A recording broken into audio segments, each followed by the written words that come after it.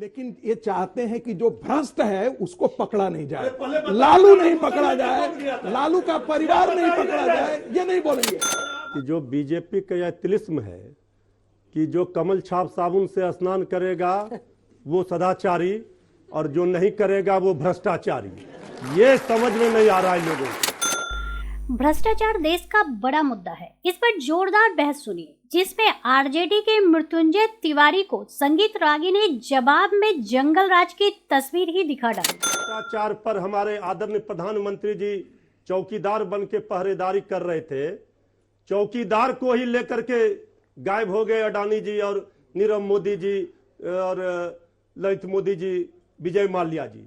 आज तक चौकीदार पहरेदारी का हिसाब नहीं दे पाए कि इतने लोग कहां चले गए लेकर पैसे। कोई शिक्षा मंत्री यदि शिक्षा के मामले में बहुत अच्छा करता है तो इसका मतलब ये नहीं है कि वो यदि रेप कांड में पकड़ा जाता है तो रेप कांड में उसे पकड़ा नहीं जाएगा।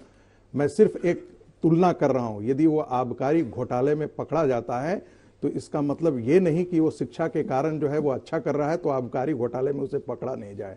दूसरी बात, मेरे मित्र ने कहा कि बड़े बड़े उद्योगपति, आपको उद्योगपतियों से इतना चिढ़ है।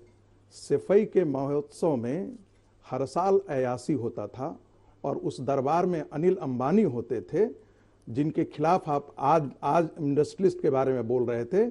सहारा परिवार के सहारा श्री हुआ करते थे और बड़े बड़े उद्योगपति उसी सफाई महोत्सव में हुआ करते थे। एक बात अतिरिक्त बताता हूं, लालू प्रसाद यादव और मुलायम सिंह यादव, ये दोनों कोई ऐसे बड़े घराने के राजतंत्र से नहीं थे कि जिनको हजारों एकड़ की जमीन हो।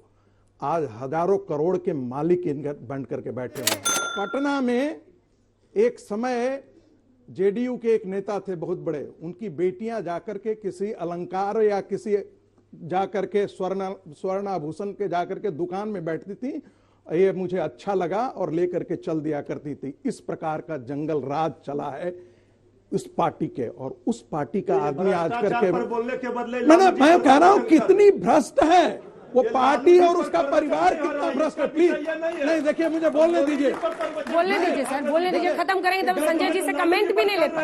नहीं कहां देखे प्रमाण दीजिए तो दीजिए, सुनिए, हमने नाम नहीं लिया है, हमने किसी का नाम नहीं लिया है। चोर के गाड़ी में तिनका, चोर के गाड़ी में तिनका। शर्मा के बारे में जरा बता दीजिए। अब मैं चैलेंज दे रहा हूँ, इनको बोलिए रिपीट करेंगे और कोर्ट में ये मानहानि का मुकदमा फेस करेंगे, फिर जाकर माफी मांगेंगे जैसे राहुल गांधी मांगता है। तुमने क्या कि आप बिना बात के हाँ कोर्ट में माफी, मैं कह रहा हूँ आज अरे सुनो मेरे बारे में समझ लेना, मैं सरदार भी और असरदार भी हूँ। मैं ऐसा वैसा सरदार नहीं हूँ, मैं मनमोहन सिंह जैसा सरदार नहीं हूँ। मैं सरदार हूँ, जो बात कहूंगा पकड़ लूंगा, बात कीजिए। हाँ मेरी बात पकड़ लेना, आपने बात कही ये दोबारा बोल दो और पकड़ने के लिए तैयारी रखो। आप ऐसे में बोलिए बिना बात के। अरे बिना पैसे के हजारों करोड़ रुपए के घपले कर लिए। आप सोचिए नेशनल हेराल्ड केस में क्या मामला है, जरा समझ लीजिए। आपको ध्यान में रहना चाहिए। एक पैसा राहुल गांधी ने और सोनिया गांधी ने खर्चा अपनी जेब से 90 करोड़ रुपया कांग्रेस ने लोन दिया। उस लोन के बिहाफ पे एक ये जो नेशनल बिल्डिंग है उसमें भी तो कन्विक्शन नहीं हुआ है। होगा बस आप सोनिया राहुल बेल पे हैं करते रहते हैं।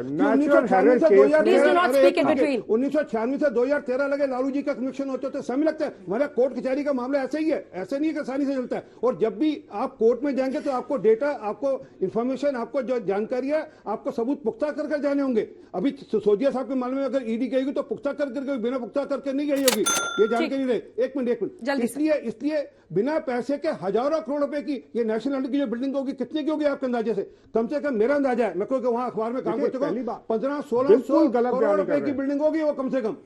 और ऐसे करके देश भर में आपकी एजेंसी कोर्ट में प्रूव करे ना, वहां कन्विक्शन करना होगा, थोड़ा ना यहाँ करना।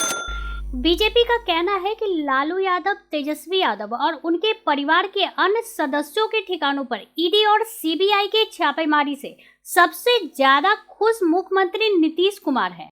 सुशील मोदी ने कहा कि नीतीश कुमार इसलिए खुश हैं क्योंकि छापे के कारण उन पर राष्ट्रीय जनता दल का जो दबाव था वह दबाव या तो कम हो जाएगा या खत्म हो जाएगा। राजद बार बार नीतीश कुमार पर तेजस्वी को मुख्यमंत्री बनाने का दबाव बना रही थी।